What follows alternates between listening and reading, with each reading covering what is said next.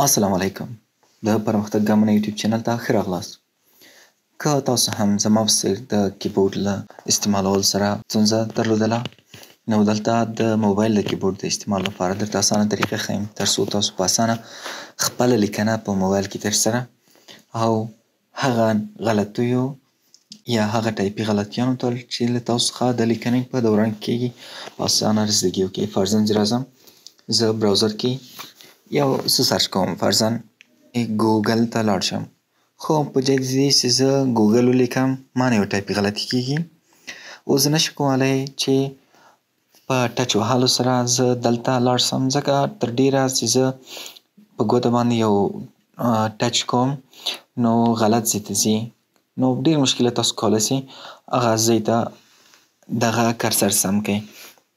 خو په دغه طریقه سره تاسو اسانه توګه کولی شئ چې هغه غلط ځای ته ژر تر ژره رسیدګي وکړئ ترڅو هغه اصلاح کړئ. فرضاً تاسو یوازې سپیس د یو 2 ثانیو لپاره نیسئ، نو دغه صفحه تاسو ته راوړي، نو کله چې دا صفحه راوغوښتله ښي طرف ته په کش کولو ښي طرف ته ځي، چپ طرف ته په کش کولو چپ طرف ته ځي.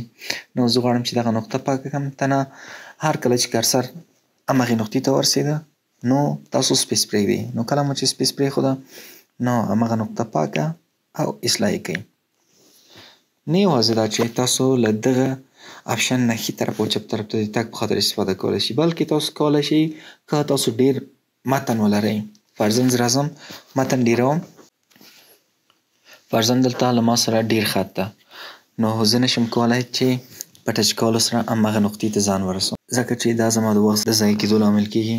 نو یوازې د سپیس په نیولو سره تاسو ته دغه صفحه راوړي، نو دغې صفحې ته په رسیدګي سره تاسو کولی شئ هر چېرته چې غواړئ رسیدګي وکړئ. فرضاً زه راځم پورته لاړ شم، کښته لاړ شم، کولی شم یو طرف بل طرف لاړ شم. فرضاً زه غواړم چې دغه ترکش ته ځان ورسوم، ګورئ تاسو چې زه د ترکش لغت ته ورسېدم، نو که هر ځای کې زه غواړم چې زما کرسر دې پاتې شي، تنها په سکرین پرېښودلو سره زما کرسر همالته پاتې کیږي.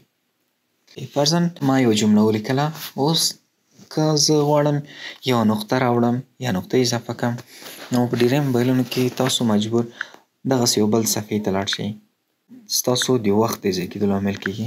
تاسو سپیس د نیولو پر ځای تنها او تنها 2 ځله زر زر وهئ، ګورئ چې هم نقطه اضافه شوه او هم یو فاصله راغله، ترڅو زه یو بله جمله شروع کړم. فرضاً ما یو بله جمله ولیکله، نو راځم دلته زه یو نقطه اضافه کړم، تنها سپیس 2 ځله ووهئ، هم نقطه اضافه او هم فاصله راغله. نو په دغې طریقې سره تاسو کولی شئ چې په ډیره اسانه توګه خپلو لیکنو ته رسیدګي وکړئ. د نورو معلوماتي ویډیوګانو لپاره له موږ سره پاتې شئ. السلام علیکم.